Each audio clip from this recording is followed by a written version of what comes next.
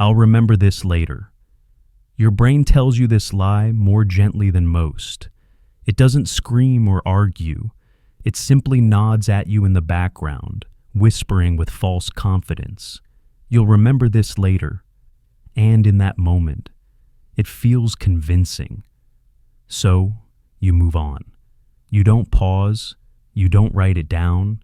You don't record a voice note or scribble a reminder on the back of your hand, because your brain promised and you trusted it. But what happens later? The idea is gone. The insight, the task, the memory evaporated, like mist burned off by the morning sun. And you search your mind. You dig through hours of mental debris, hoping the thought will float back. Sometimes it does. Often, it doesn't. And even when it returns, it's never quite the same. Like a dream you try to retell but can't explain why it mattered. This is not a flaw in you. It's how the brain works. It's designed to filter, to forget, to protect you from being overwhelmed by the constant flood of impressions. Memory isn't a vault. It's a sieve. And only the loudest, the most emotionally charged, or the most repeated thoughts tend to stick. Still, we fall for the lie. We believe we're the exception, that this idea, this thought, this task, it's so important. There's no way we could forget it. But importance has nothing to do with memory. Urgency does. Repetition does. Emotional impact does. And none of that matters if you simply assume you'll remember. This lie costs us not just missed appointments or forgotten groceries, but lost fragments of who we are, fleeting thoughts that held truth, flashes of clarity that never returned, moments of insight we couldn't retrieve even if we tried. So here's a quiet truth. The brain is a river, not a library. It flows, it moves on, and if you want to keep something, you have to build a dam, a notebook, a voice memo, a scribble on a napkin, something real. Because I'll remember this later isn't just a lie. It's a way of saying goodbye to thoughts you never meant to lose. I'm a good multitasker. You like to believe it, that you can handle many things at once. Reply to emails while watching a video. Listen to someone speak while preparing your next sentence. Scroll your phone while having lunch, all without losing a beat. Your brain encourages this illusion. It rewards the feeling of movement, of progress, of busyness. It tells you you're getting things done, you're efficient, you're multitasking. But the truth is more humbling. Your brain is not multitasking. It is rapidly switching focus, like a spotlight being jerked from one target to another. And each time it moves, it loses something. Clarity, depth, presence. You don't notice it, because the shift is fast. But with every switch, your mind leaves traces behind. You forget details. You miss nuance. You misunderstand intentions. You feel scattered, but don't know why. Multitasking gives you the illusion of mastery while quietly draining your attention. And the worst part, the more you do it, the harder it becomes to do just one thing. Silence feels uncomfortable. Stillness feels wrong. You reach for distraction not because you need it, but because your brain has been trained to crave fragmentation. Studies show what experience quietly confirms. Multitasking lowers productivity, increases mistakes, and reduces memory retention. But the science isn't what changes us. It's the quiet realization that you no longer remember the last page you read, that you're rewatching videos because your mind was elsewhere, that you're always slightly tired, even when rested. You are not failing. You are simply caught in a system that celebrates overload. But there is another way. A gentler pace, a slower breath, a decision to be fully here in the sentence you're reading, the person you're with, the breath you're taking, one thing at a time, because your brain wasn't designed to do everything. It was designed to do one thing well, and sometimes that one thing is simply being. I know why I made that decision. You'd like to believe your choices are driven by logic, that when you pick one path over another, there's a clear reason, a motive you can explain, a thread you can trace. But most of the time, that's not how the mind works. You make a decision first. Then you tell yourself a story about why you did it. Not to deceive others, but to reassure yourself that you're in control. This is the illusion of self-awareness. You think you are the author, but more often you are the narrator, coming in after the fact, trying to make sense of something deeper, older, more automatic. Your emotions, your fears, your memories, your instincts, they all weigh in before your logic ever has a chance to speak. And then your conscious mind steps forward, dressed in reason, to explain what your unconscious already decided. You didn't buy that shirt because it was practical. You didn't leave that conversation because you were busy. You didn't eat that snack because you were hungry. You chose based on signals you can't always name. Mood, scent, safety, nostalgia, longing. And then you wrapped it in a neat explanation. This isn't a flaw. It's how your brain protects your sense of self. It smooths the rough edges of irrationality. It gives you the comfort of coherence. But there's a quiet cost. The more you cling to your explanations, the less you examine what's underneath. You begin to believe the stories instead of the signals. You justify instead of question. And slowly, you lose touch with the real reasons, the emotional truths that guide you beneath the surface. True awareness begins not with answers, but with honesty, with the willingness to admit, I don't fully know why I chose this. It's a soft confession, but a powerful one. It opens the door to curiosity, to growth, to seeing yourself more clearly, not as a perfectly rational being, but as something more intricate, more alive. So no, you don't always know why you made that decision, but maybe that's not the problem. Maybe the real lie is thinking you should. I'm in control of my emotions. It's comforting to believe that your emotions are neatly contained, sitting quietly behind glass, waiting to be let out only when you allow them. You like to think of yourself as composed, stable, balanced, and in many ways, you are. You hold back anger, you mask sadness, you smile when you're anxious. You perform calmness even when the storm is stirring inside.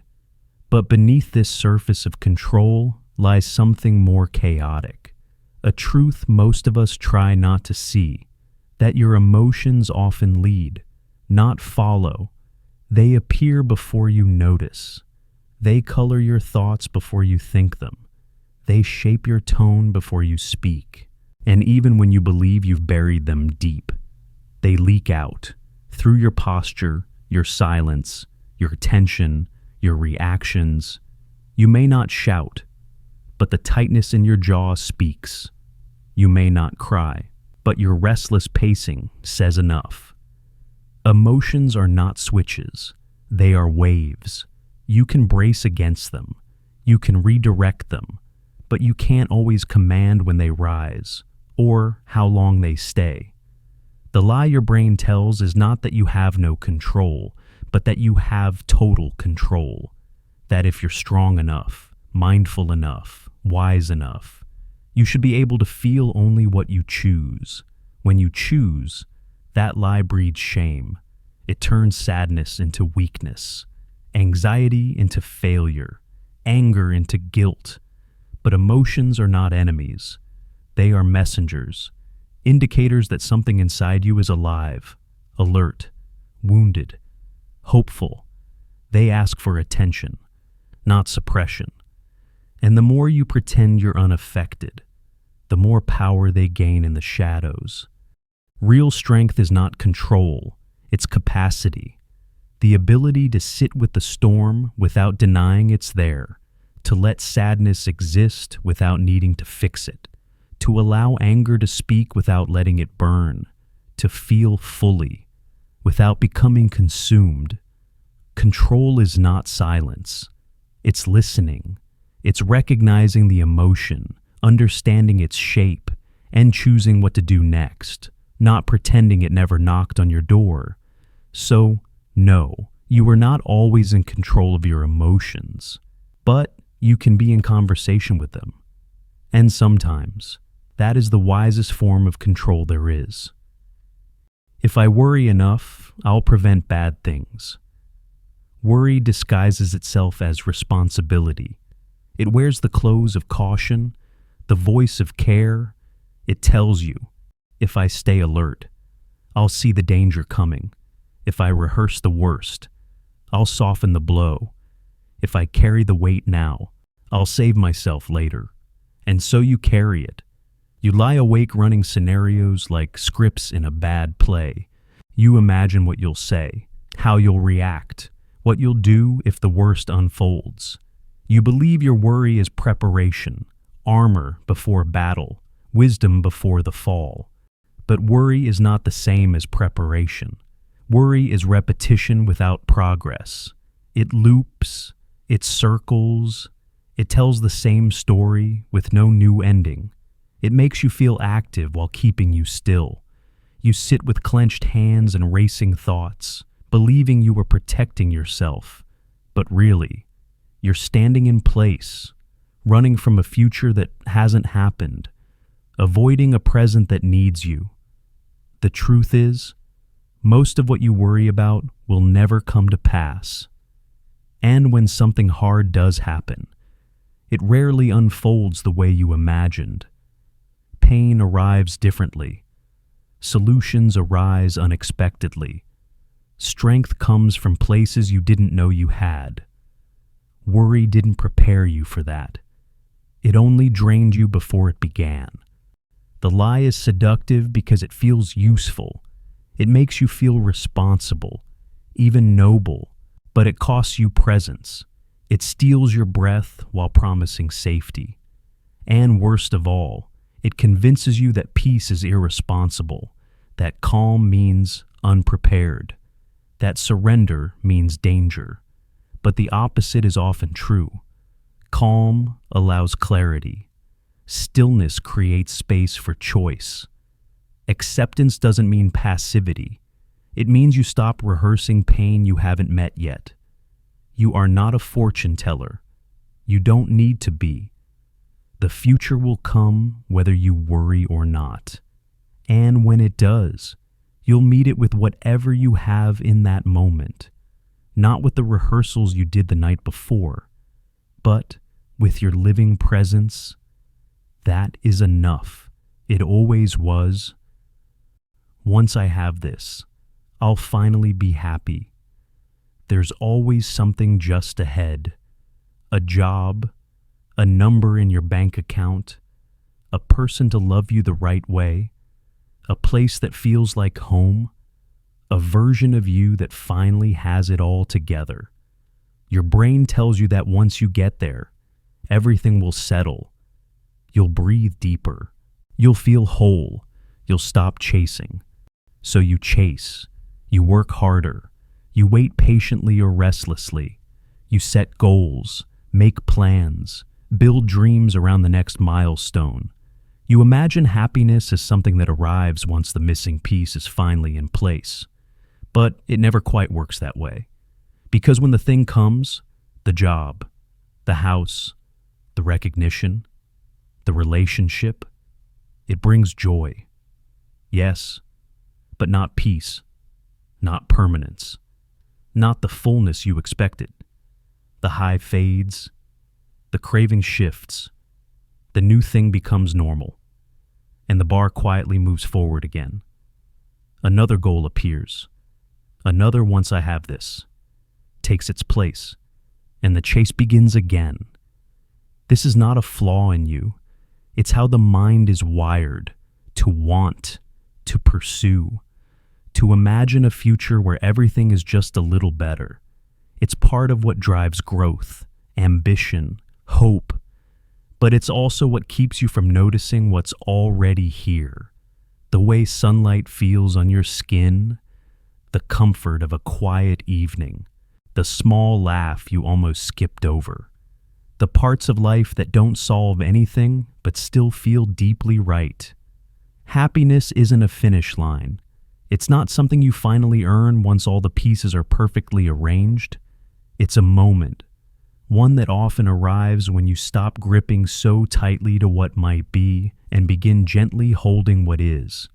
It doesn't mean you give up on goals. It means you stop outsourcing your peace to a future that keeps running away. So, no, you won't finally be happy once you have that thing, but you can be gently happy now, in a quiet, steady way. And from that place, you can still move forward, not because you're lacking, but because you're alive. I know exactly what I want. It sounds empowering, doesn't it? To say it with conviction. I know exactly what I want. As if life were a menu and you've already placed your order. As if your desires were clear, stable, and entirely your own. But beneath the confidence, something wavers. Wants shift. They contradict each other. You pursue something and then feel nothing when you get it. Or you reach a destination only to realize you were heading in the wrong direction all along. The truth is, most of us don't fully know what we want. We know what we've been told to want. Success, admiration, love, certainty. We know what we think we should want. Stability, achievement, approval. We know what others have praised us for wanting. But when we strip away the noise, the influences, the comparisons, what remains is often blurry. A fog, a question we don't quite know how to answer. Your brain doesn't like ambiguity. It prefers certainty, even if it's artificial. So it picks a desire, names it, and calls it truth. But yourself is not a fixed thing. You are ever changing, shaped by experience, reflection, time. What felt essential last year may feel hollow today. What once thrilled you might now feel like a costume. This isn't failure, it's growth. And part of growing is realizing that clarity isn't always instant. It arrives slowly, in fragments, through missteps, through listening. Sometimes you have to want the wrong thing to discover what's right. Sometimes confusion is a sign that your real voice is still waking up, buried under years of shoulds, musts, and expectations. And that's okay. You are not a product to be optimized. You are a process unfolding. You don't need to know exactly what you want right now. You just need to be honest about not knowing, and gentle enough to explore without shame. Because maybe the deeper truth isn't, I know what I want. Maybe it's this, I'm learning to hear myself. I don't care what others think. It sounds strong, defiant, like freedom. I don't care what others think. You say it with pride, maybe to protect yourself, maybe to distance from judgment, maybe to convince yourself that you're above the noise. And sometimes, it's true, in brief moments of clarity, rebellion, or deep self-assurance. But most of the time, the statement is a shield, a cover for something more vulnerable beneath, that you do care, that we all do, because being human means being wired for connection. Your brain evolved to monitor the tribe, to seek belonging, avoid rejection, read the room. Caring what others think isn't weakness, it's survival. When people disapprove, your nervous system registers it like a threat. When they approve, it feels like safety, even when you try to shut it out. Their voices echo in subtle ways, in how you dress, speak, hesitate, perform. You edit your words. You smile when unsure. You pause before posting. To say you don't care is often a way to escape the discomfort, the feeling of being watched, misunderstood, misjudged. But suppressing that care doesn't erase it. It buries it, turns it inward. The fear becomes shame. The defiance becomes isolation. And slowly, you start disconnecting, not just from others, but from yourself. You lose track of what you think because you're always reacting to what they might think. The solution isn't to stop caring. It's to care selectively, to ask. Whose opinion truly matters? Who sees you fully? Who holds your truth with tenderness? Not control. Not every voice deserves weight. Not every gaze defines you. You don't need to be untouchable. You just need to be discerning. So no, you don't need to pretend you're immune. You're human. You care. And that's okay. But let your care be rooted in connection, not performance, in alignment, not approval. Because strength isn't saying I don't care. Strength is saying I care, but not at the cost of myself. I'm being perfectly rational. It feels good to say. It makes you feel in control, detached, smart. I'm being rational.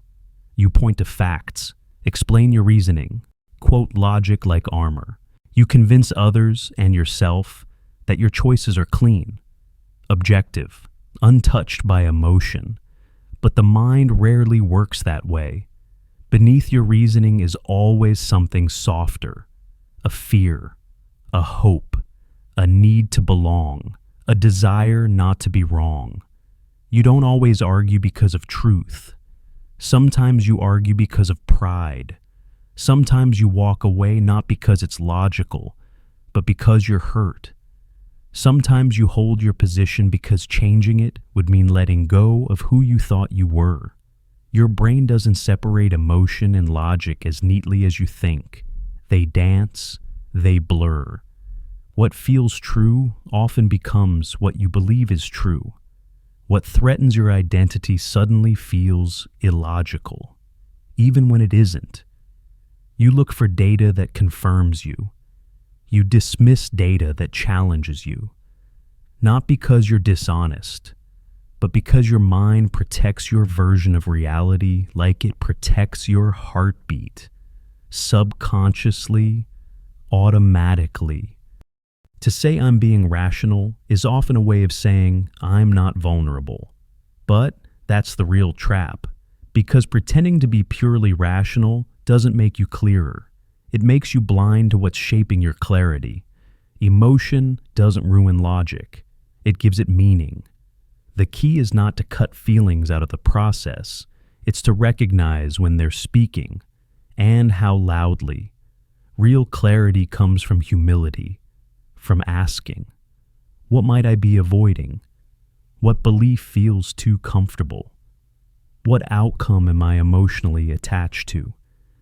Even while arguing with logic. These are the questions that open truth, not to prove you wrong, but to help you grow. So no, you're not being perfectly rational, but that doesn't mean you're lost. It means you're human, and learning to think clearly begins not with logic alone, but with honesty about what's whispering beneath it. I'm too busy to take care of myself. You say it with a sigh, half pride and half exhaustion. I'm too busy to take care of myself. There's work to finish, people to respond to, deadlines to chase, expectations to meet. The world moves fast, and you move with it, skipping meals, skipping sleep, skipping quiet. You push through, you endure. You convince yourself that self-care can wait, that your needs are negotiable, that rest is a luxury for someone else, that there will be time later, but later never feels like now. Your brain accepts this lie because it feels noble, productive. It confuses movement with progress, urgency with importance. It tells you that showing up for others is more valuable than showing up for yourself. That being busy means being worthy. That collapsing into bed at the end of the day proves you lived it well. But slowly, something erodes. You forget what rested feels like. You forget what it's like to eat without rushing, to sit without reaching for your phone, to breathe without checking the clock. You start surviving instead of living. Self-neglect doesn't always look dramatic. Sometimes it looks like putting everyone else first, like finishing the to-do list while ignoring your own voice, like postponing joy until the weekend, then postponing it again. You wear your burnout like a badge, but it's not a medal, it's a message. Your body whispers it first, in tight shoulders, in heavy eyes, in the sigh you didn't mean to let out. And if you don't listen, it will speak louder. The truth is, you're not too busy. You're just too far from yourself. Taking care of yourself isn't about escaping life. It's about returning to it. You don't need hours. You need permission to pause, to feel, to choose. Even 5 minutes of attention can be an act of remembering. I matter too. So no, you're not too busy to take care of yourself. You're too important not to. And the more you believe that, the more life begins to feel like yours again. Not just a series of tasks, but a place where you exist. If it feels true, it must be. Some lies don't sound like lies. They sound like instincts, like gut feelings, like the quiet certainty that rises in your chest before thought has time to speak. If it feels true, it must be. You believe it because it feels real. You feel unsafe, so something must be wrong. You feel unloved, so others must not care. You feel guilty, so you must have done something wrong. The emotion becomes the evidence, the proof, the logic. But feelings are not facts. They are signals, honest ones. Yes, but not always accurate. Sometimes a feeling is a leftover echo from the past, not a reflection of the present.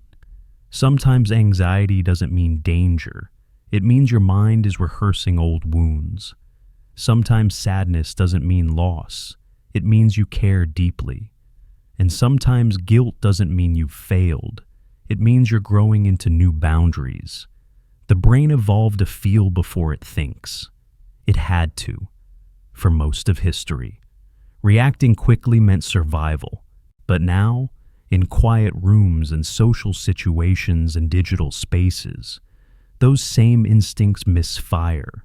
A racing heart doesn't always mean threat. A knot in your stomach doesn't always mean something's wrong, but you believe it because you've been taught to trust your emotions, even when they lie. This isn't about ignoring your feelings. It's about placing them gently on the table beside your thoughts, your context, your patterns. It's about asking, where did this feeling come from? Is it pointing to something real or something remembered? Emotional reasoning is seductive because it skips the discomfort of inquiry. It lets you act on impulse instead of reflection. But growth lives in the pause, in the moment you say, I feel this strongly, and I will sit with it, but I won't worship it. Truth isn't what feels loudest. It's what endures when feeling fades. So no, feeling something doesn't make it true, but it makes it worth listening to, not as a conclusion, but as a question waiting to be understood. I'm not biased. Others are. It's easy to spot in others their blind spots, their contradictions, their emotional reasoning masquerading as logic. You watch them twist facts, cling to their beliefs, dismiss what doesn't fit, and you shake your head, They're biased, but rarely do you say the same about yourself. You assume you see clearly, that your views are balanced, that your judgments are shaped by reason, not by reflex. It's a comforting belief, and it's almost always false, because bias doesn't feel like bias when it's yours. It feels like clarity. It feels like certainty. Your brain is a pattern recognition machine, built not to find truth, but to find familiarity, safety, confirmation. It filters the world through past experience, identity, emotion. It highlights what supports your view and blurs what challenges it. And it does all of this silently. You don't feel it happening. You just feel right. This is the blind spot bias, the belief that you are less biased than others. Studies show that almost everyone rates themselves as more objective than average, more rational than most. But that's the bias talking. It's the mind protecting its worldview, because to question it feels destabilizing. To admit bias feels like admitting weakness. But in truth, recognizing your bias is strength. It means you're awake. It means you're curious enough to ask, what might I be missing? You can't eliminate bias, but you can name it. You can learn its shape. You can build the muscle of humility, the quiet strength to say, maybe I'm wrong. That sentence, small as it is, holds enormous power. It invites learning. It softens ego. It creates space for growth. So, no, you're not free of bias. Neither is anyone else. But you can choose to be less ruled by it. And that begins with dropping the illusion of neutrality and picking up the responsibility of reflection. Bad things won't happen to me. You don't say it out loud, but it's there.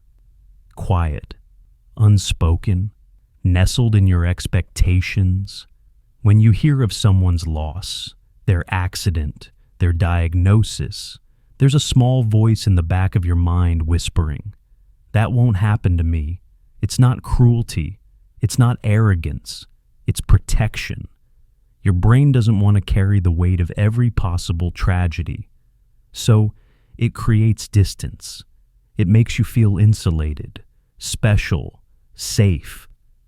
This is the optimism bias, the quiet belief that, statistically, misfortune applies more to others than to you. It helps you move through the world without constant fear. It lets you drive without thinking of crashes, trust without preparing for betrayal, wake up each day without bracing for disaster. In many ways, it's a gift.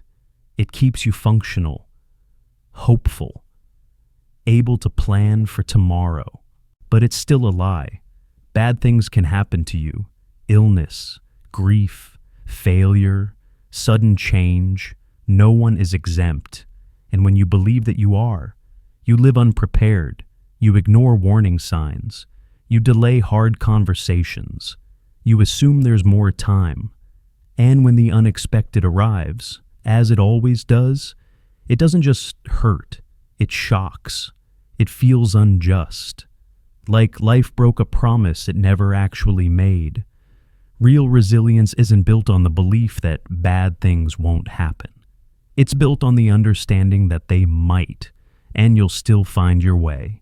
It means having plans, not paranoia, compassion, not denial, gratitude, not blind expectation. It means seeing others' pain and saying, that could be me, not to wallow, but to wake up. Because when you accept that life is fragile, you stop wasting it. You say what you need to say. You take fewer things for granted. You appreciate the ordinary. You live less like you're owed more time, and more like each moment matters. So no, you're not immune, but you're not powerless either. And between those truths is where real life begins. The past was better than it really was. You look back and sigh. Things were simpler then. I used to be happier. Life felt more real. The memories come softly, warm, golden, smooth at the edges. You remember the laughter, the clarity, the sense of belonging, and compared to the weight of now, the complexity, the pace, the ache, the past feels like a refuge. But memory is not a recording. It is a story retold, each time slightly rewritten. Your brain doesn't remember reality. It remembers emotion, shape, impression. It edits. It filters. It highlights what fits the narrative you want to believe. This is nostalgia distortion, the tendency to view the past as better than it was. Not because you're lying to yourself, but because the brain prefers comfort over complexity. The struggles you once faced, they've faded. The pain, muted. The boredom, forgotten. All that remains is the sweetness, or the idea of sweetness. You don't remember the full weight of being there. You remember the version that feels safe now. And sometimes, that's okay. Nostalgia can soothe. It can reconnect you to values, to identity, to joy. But it can also trap you. It can make the present feel like a disappointment. It can make growth feel like loss. It can convince you that then was the real you, and now is just survival. And slowly, you stop building the present because you're too busy mourning something that never fully existed. The truth is, the past wasn't perfect. It was just yours.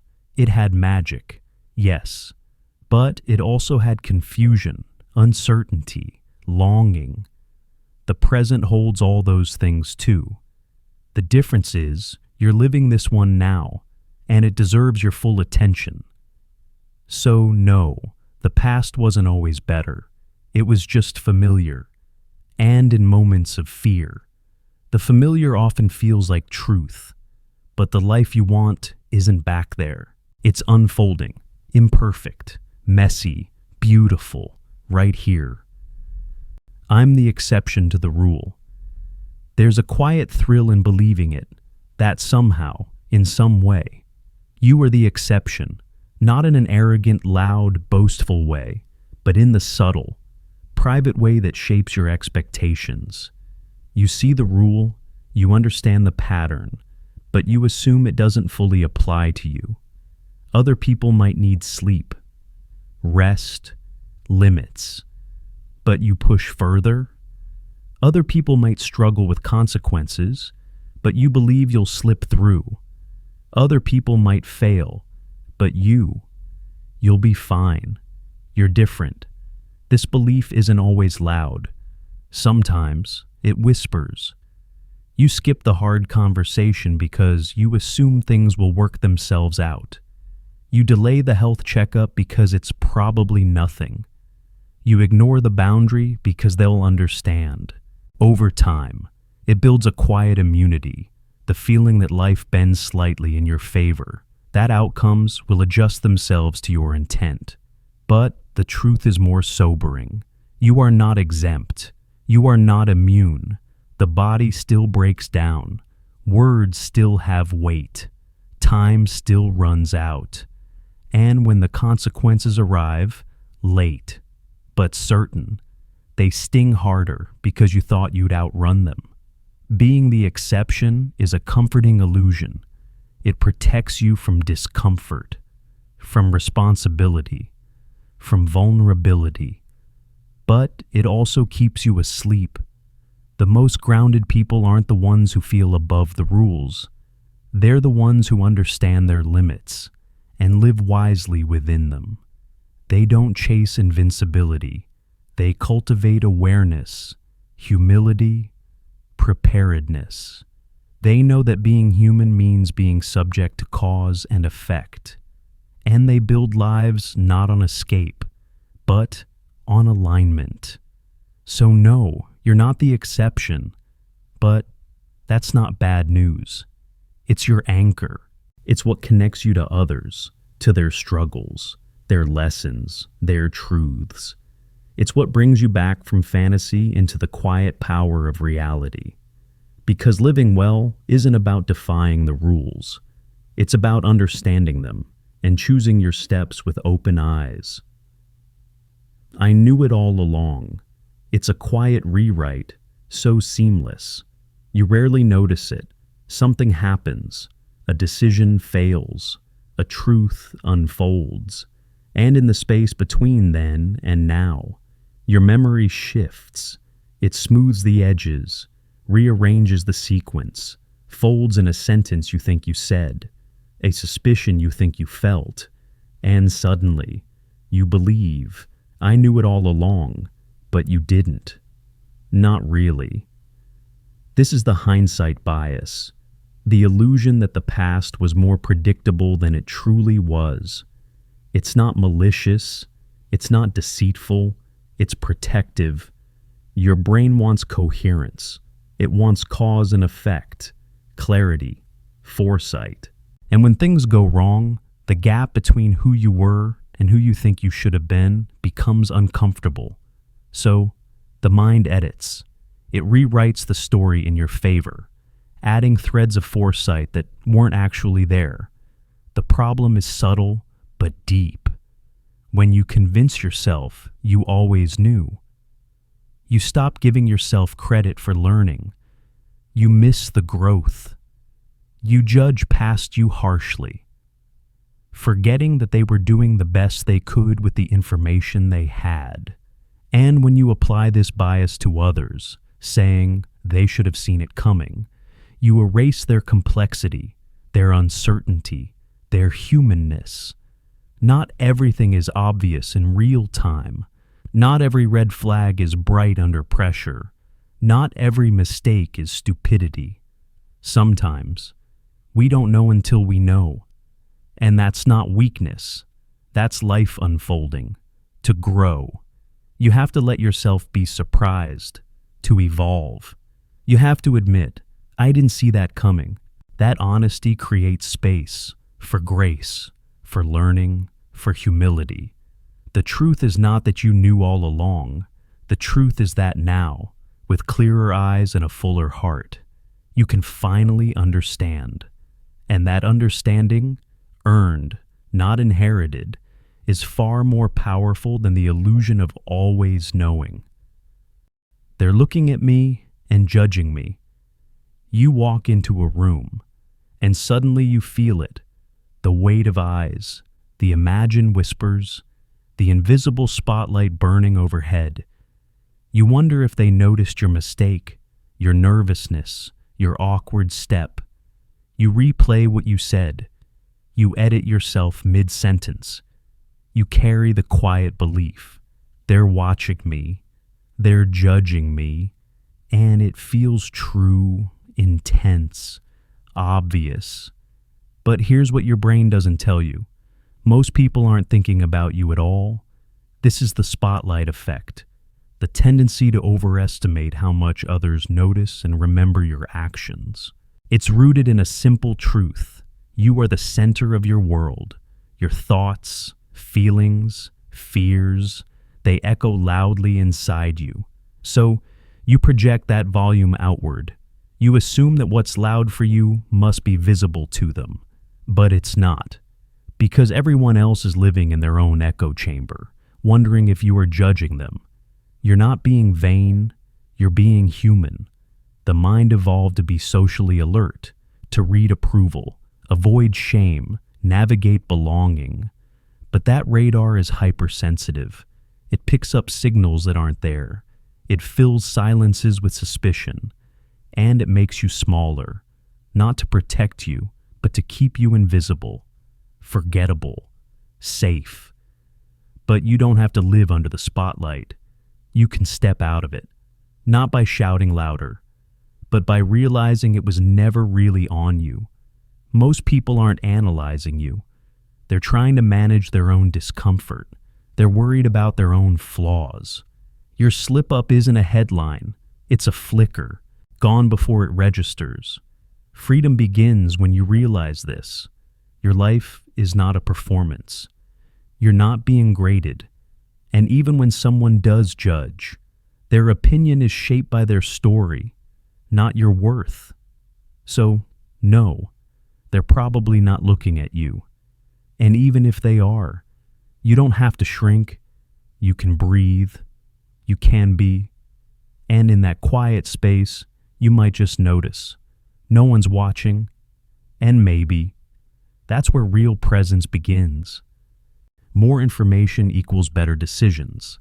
You pause before making a choice. You scroll, search, compare, review. One more article, one more opinion, one more statistic to feel sure. You tell yourself, if I just gather a little more, I'll be ready. You feel responsible, smart, rational, but time passes and the decision doesn't come because more information doesn't always lead to more clarity. Sometimes it leads to more confusion. This is the information bias, the belief that acquiring more data will necessarily improve your decisions, even when that data adds little value. Your brain craves certainty. It fears being wrong. So it clings to knowledge like a shield. But knowledge isn't always wisdom, and not all knowing leads to doing. The truth is, clarity has a diminishing return, beyond a certain point. New inputs don't sharpen the picture, they blur it. You start questioning what you already knew. You weigh contradictions. You chase the impossible ideal of perfect timing. But life rarely hands you perfect timing. It hands you imperfect moments asking for movement. Sometimes, what you really need isn't more data, it's more trust. In your values, in your instincts, in your ability to adapt. Decisions are rarely made in ideal conditions. They're made with partial light, incomplete maps, and a little courage. You can't research your way out of uncertainty, and trying to do so often masks a deeper fear. What if I choose wrong? But avoiding choice doesn't protect you. It only delays learning. Mistakes teach more than indecision ever could. And most decisions aren't final. They're pathways, not prisons. So no, more information doesn't always mean better outcomes. Sometimes it just means more noise.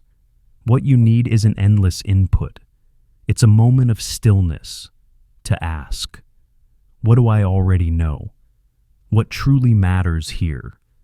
What am I afraid of? From that space, decisions become clearer. Not because you know everything, but because you've stopped running from the unknown. That person is just like that. They snapped at you once, so they're rude. They missed a deadline, so they're lazy. They walk past without saying hello, so they're cold. You tell yourself, that's just the kind of person they are. It feels tidy, clear, like you've decoded something essential. But what you've really done is close the book too soon. This is the fundamental attribution error, the tendency to explain someone else's behavior by their character.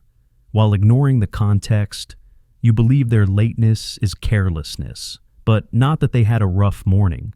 You assume their silence is indifference, not overwhelm. You call them selfish without asking what they're carrying. And yet, when you fall short, you hope others understand your circumstances.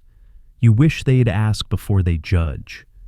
The brain likes simplicity. It prefers cause and effect. But people are not equations. They are stories in motion, shaped by mood, history, fatigue, unseen pain. When you reduce someone to a trait, you stop seeing their humanness. You build narratives based on fragments. You mistake a moment for a whole. And this matters, not just for them, but for you. Because when you believe people just are a certain way, you stop giving them room to grow. You stop listening. You build walls where bridges might have stood, and slowly, your world shrinks into caricatures, the cold boss, the dramatic friend, the selfish sibling. The truth gets lost beneath a label. But what if you pause before defining them? What if you replaced "they're just like that" with "I wonder what led to that"? That shift, small as it seems, creates space. It doesn't excuse harm, but it invites understanding. It makes compassion possible. It reminds you that no one is one thing, including you. So, no. They're not just like that. They're tired, hopeful, scared, trying, just like you. And when you remember that, judgment softens, curiosity returns, and in that space, connection begins. Because I failed, I am a failure. It starts quietly, a missed deadline, a broken promise, a goal you didn't reach. You feel the sting, not just of the event, but of what it means about you. You don't say, "I failed at this." You say, "I'm a failure." You don't separate the moment from your identity. You wear it, carry it, let it define you. This is cognitive fusion, the collapse between thought and self. When your inner voice says something harsh, you believe it without question. You don't think, "That was a hard day." You think, "I'm not good enough." You don't see the setback as a point in time. You see it as proof, evidence that confirms your worst suspicions about yourself. But failure is not a character trait. It's a moment, a teacher, a mirror, perhaps, but never a verdict. Every person you admire has failed. Every strong voice, every quiet healer, every bold creator. They've all known collapse. The difference isn't that they avoided failure. It's that they didn't fuse it with who they are. They learned, they got up, they changed shape, not into someone less, but someone more real.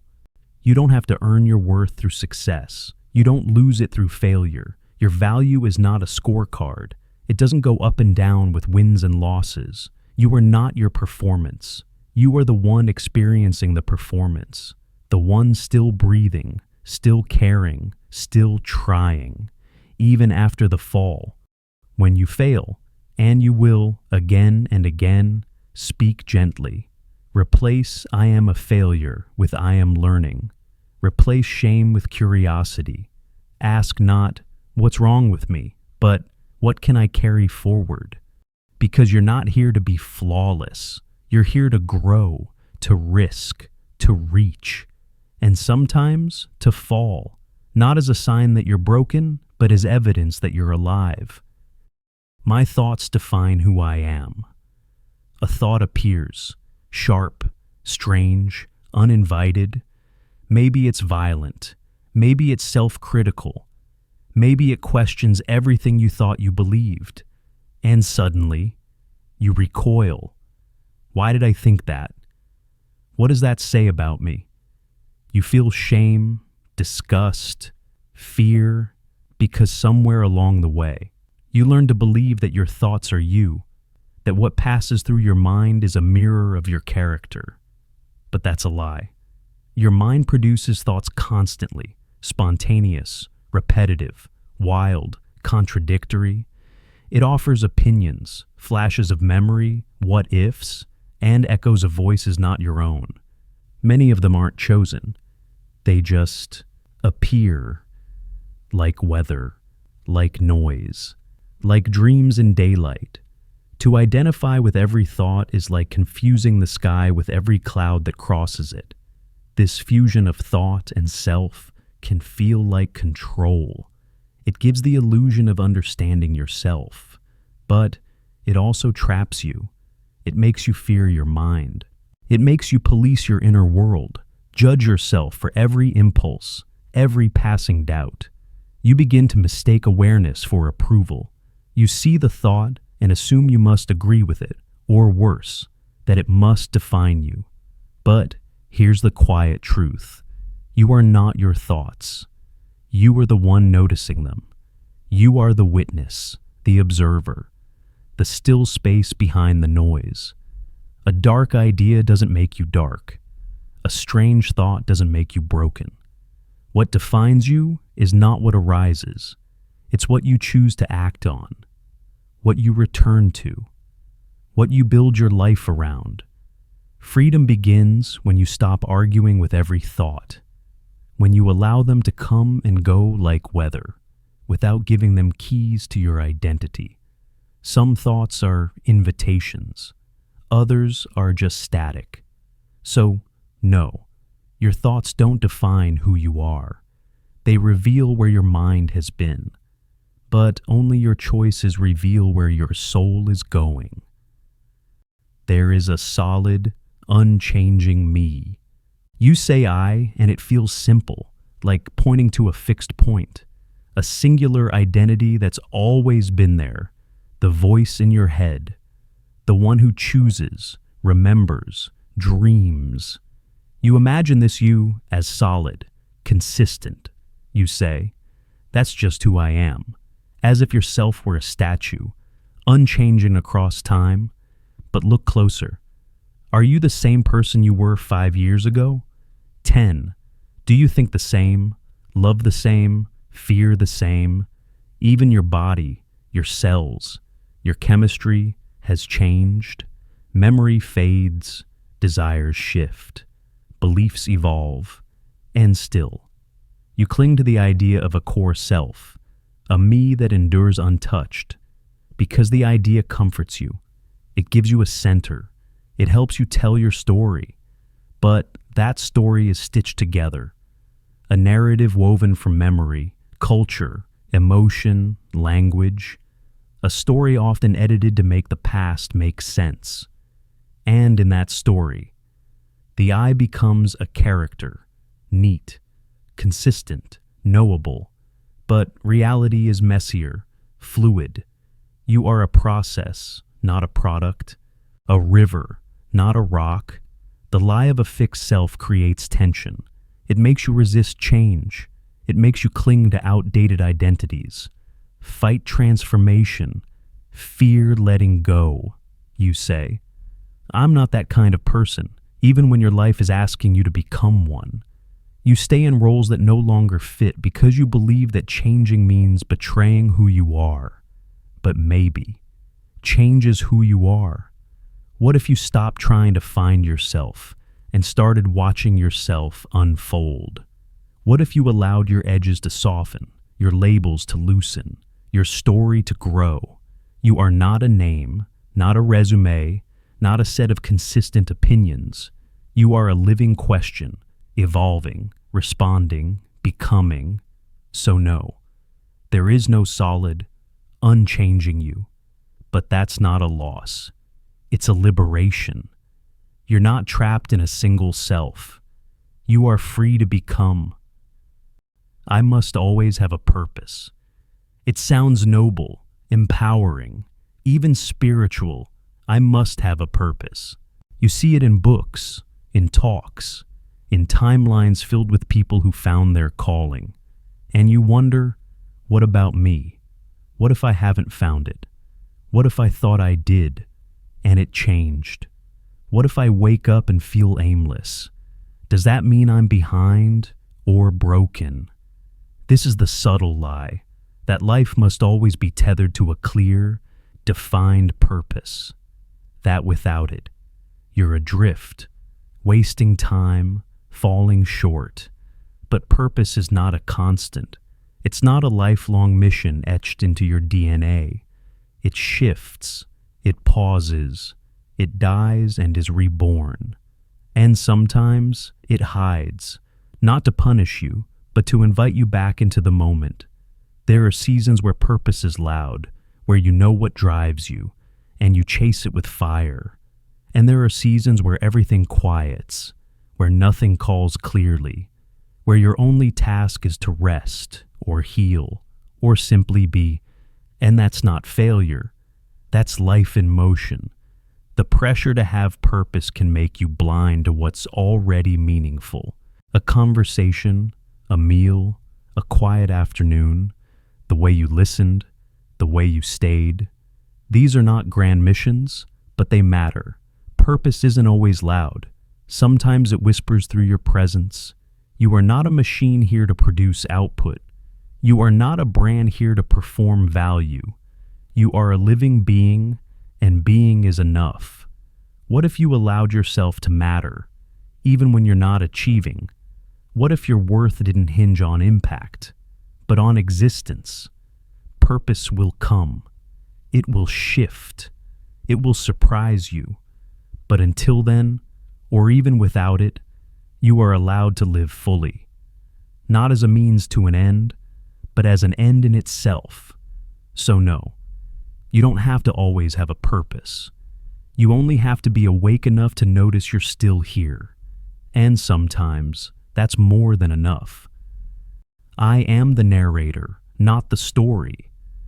You tell yourself you're objective, that you're simply observing, reporting, explaining your life as it is.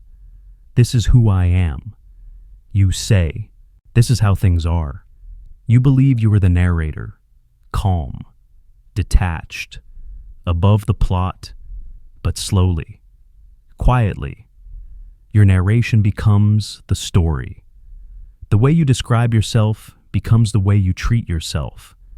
The way you label events becomes the way you remember them. And over time, what you repeat becomes what you live. You say, I'm not good with people, and so you hold back. You say, I always mess things up, and so you hesitate. You say, people leave me, and so you brace for abandonment. The narration feels accurate, but it's not neutral. It shapes the way you move. It becomes a script you follow, even when it no longer fits. This is the quiet danger of self-story. We confuse the map with the terrain, the narrative with the now. We forget that our inner monologue is not fact, it's perspective. And perspective can distort. It can freeze us in old identities. It can make us reenact the past instead of creating something new. But here's the deeper truth: you are not just the narrator. You are also the story being written. You are the moment unfolding, the scene that surprises, the plot twist no one expected, and sometimes, to grow, you have to stop narrating and start listening.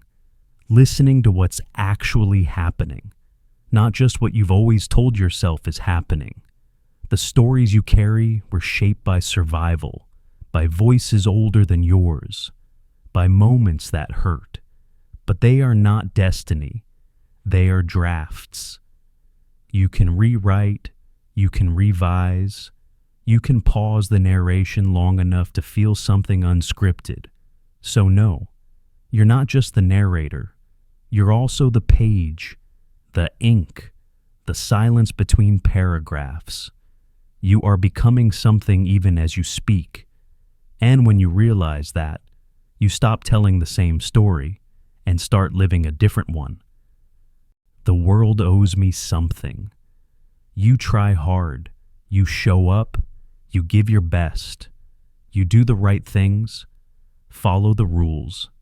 Play fair. And somewhere deep inside, a quiet belief begins to form. The world owes me something for this. Maybe it's love. Maybe success. Maybe just a break. A little ease. A little fairness.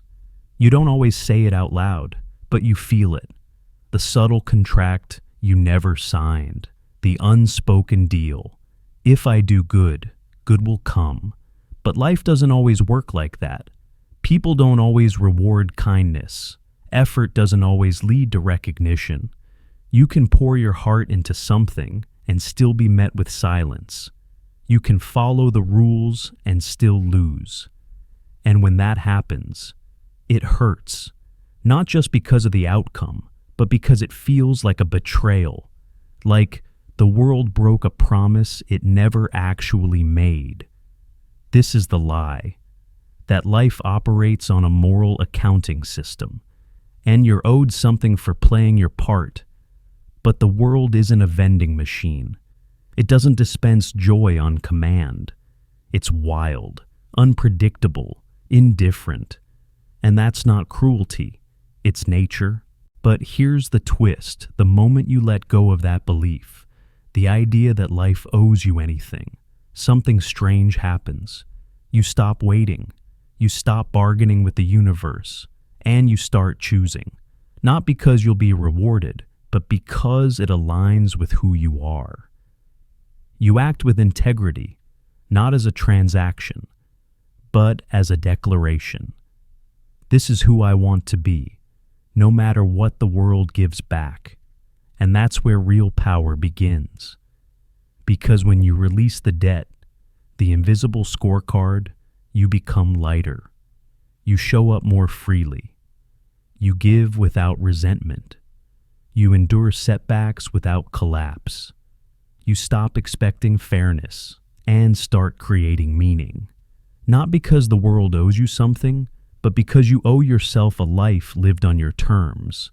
So, no, the world doesn't owe you. But that's not defeat. It's clarity. And in that clarity, you stop waiting to receive and start choosing to create. If I'm not productive, I'm worthless. You wake up and check the time. The to-do list stares at you. Messages blink. Deadlines loom. And even before you've had your first breath of stillness, the thought creeps in. I need to do something. Not because you want to, but because if you don't, something feels off. Like you're falling behind. Like you don't deserve to rest. Like your worth is melting away with every unproductive minute. This is the lie you were taught. Not with words, but with rewards. Applause for output. Praise for performance. Recognition only when you deliver. Over time, the connection sinks deep. I am what I produce. And so, you chase productivity, not for joy, not for meaning, but to feel enough. But what happens when you stop? When you're sick, or tired, or grieving, or just quiet? That same voice whispers again. You're lazy, useless, falling behind. Even in rest, you feel guilt. Even in stillness, you feel like you should be proving your right to exist. But you are not a machine. You are not built to output 24/7. You are not here to meet quarterly targets for your soul. Rest is not indulgent. Slowness is not shameful. Doing nothing is not a flaw.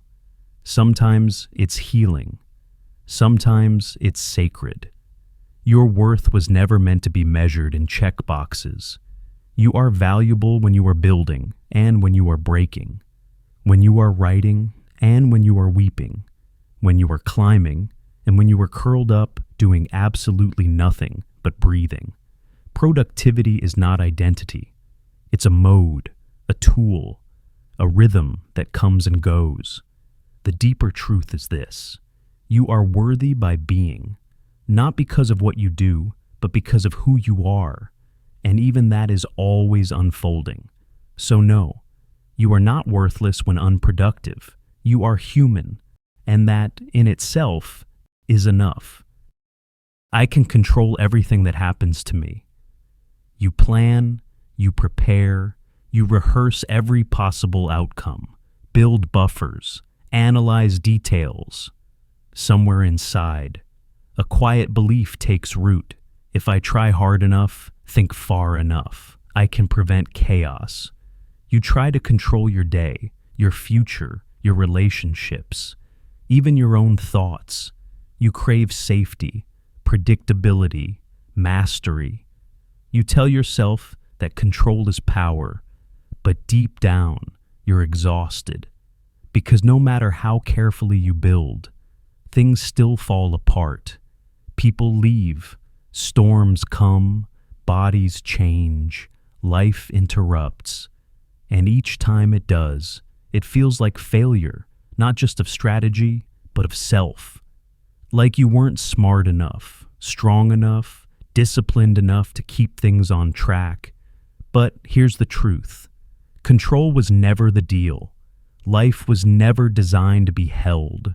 It moves, it changes, it breaks your rhythm just to show you that it can. The belief that you can control everything is not strength. It's fear wearing a uniform. It's the mind trying to manage risk by pretending to be a god. Real power isn't in control. It's in response, in the space between what happens and how you meet it. You can't control the wave, but you can learn to swim. You can't stop the wind, but you can turn your sail. Control seeks domination. Wisdom seeks alignment. You are not here to fix the entire world, or even your entire life. You are here to meet it, moment by moment, with clarity, courage, and a willingness to adapt. That's not passivity. It's presence. It's letting go of the wheel you never held in the first place, and finally using your hands for something more beautiful than white-knuckling the unknown. So no, you can't control everything that happens to you, but you can learn to live in the mystery and trust yourself to move through it. My identity is what I show others. You get dressed. You smile just right. You choose your words with care. Online, you post the version of your day that feels acceptable, curated, composed, coherent, and you tell yourself, this is who I am, but quietly, in the spaces between performances, another voice whispers, or is it just who I appear to be? This is the lie, that your identity is what others see, that you are your resume, your photos, your confidence in public, your carefully filtered reflection. You become so good at maintaining the image, you start confusing it with the truth. But identity isn't a mirror. It's not what bounces back at you when someone looks. It's not what survives after applause. It's what stays when no one is watching. When you live through image, you become a performer in your own life. You start asking not, who am I, but what do they expect from me? You adjust. You overfunction. You please. You hide the mess. You fear the silence. Because in silence, there's no one left to impress. And without the role, who are you? But the self cannot be performed.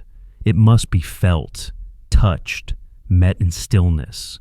The parts of you that never make it to the surface. The doubt, the softness, the longing, the confusion. They are not lesser versions of you. They are you too. And perhaps, more honestly, when identity lives only in the external, it becomes fragile. One rejection, one failure, one misstep, and it all shatters. But when identity grows inward, it becomes steady, quiet. You begin to live not for display, but for alignment. You are more than your profile, more than what they say, or what they don't. More than the smile you wear when you're breaking, more than the title, the caption, the applause. You are not a brand, you are a being. So no, your identity is not what you show others. It's what remains when the lights dim, and that self, unseen, unposted, unmet by the crowd, is the one most worth coming home to. My inner voice is telling the truth. It sounds like you. It uses your vocabulary. It knows your insecurities, your memories, your hidden fears. The inner voice doesn't yell. It whispers.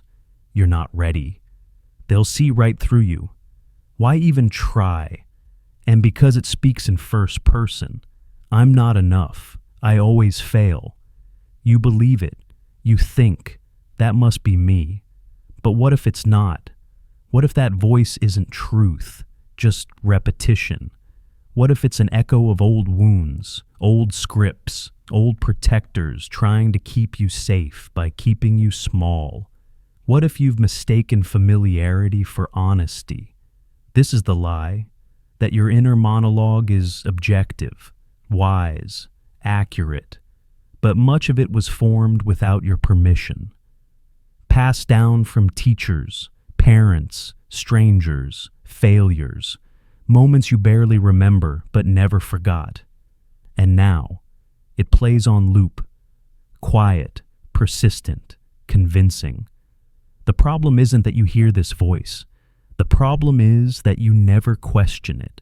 You confuse volume with validity, frequency with fact, but just because a voice is constant doesn't mean it's correct.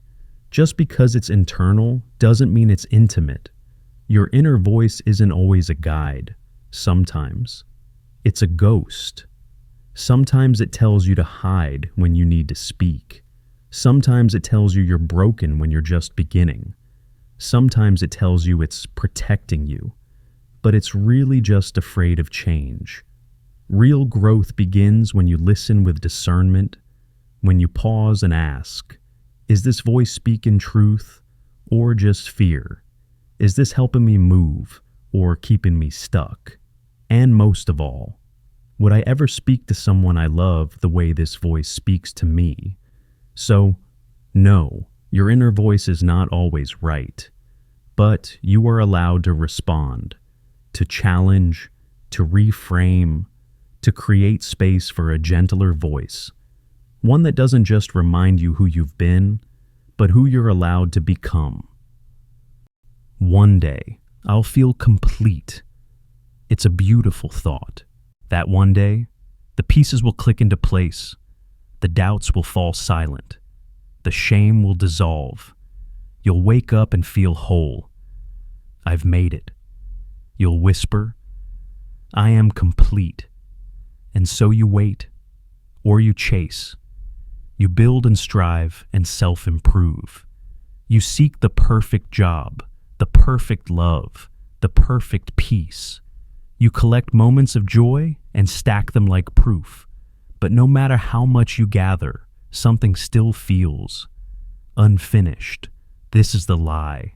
That wholeness is a future state. That if you heal enough, achieve enough, understand enough, then one day you'll cross an invisible line and never feel longing again. But wholeness was never meant to be a permanent destination. It's not the final scene in a movie. It's a flicker, a breath, a moment when you realize you've been enough all along, not because you became something more, but because you stopped running from what you already are. Completion is not about finishing.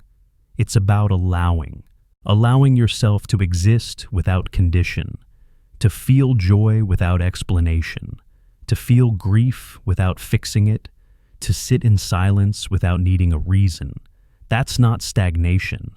It's presence. It's life without the constant background noise of not yet. The longing to be complete often comes from a wound, a voice that once told you you were lacking, broken, too much, or not enough. And so you internalized a finish line, something to earn, something to reach. But you don't have to carry that script anymore. There is no test, no final version of you waiting behind the curtain. You are not a puzzle with missing pieces. You are a tide, always moving, always returning. You are allowed to be in progress and still be whole. So no, there will never be a day where you are finally complete, because you already are. Not in the future, not someday. Here, now, exactly as you are. Some of these lies were gentle, others more cruel, but all of them shared one thing. They spoke in your voice, and that's what made them believable. But now, you've seen them, named them, sat with them, and maybe that's the beginning of a different kind of truth. Not a louder voice, not a perfect self, just a quieter space where honesty can breathe. If this journey resonated with something in you, you're welcome to stay. Subscribe. If you'd like more moments like this, leave a like. If something here made you feel a little less alone, this is the hollow room, and the light here was never meant to blind, only to remind you. You were never hollow to begin with.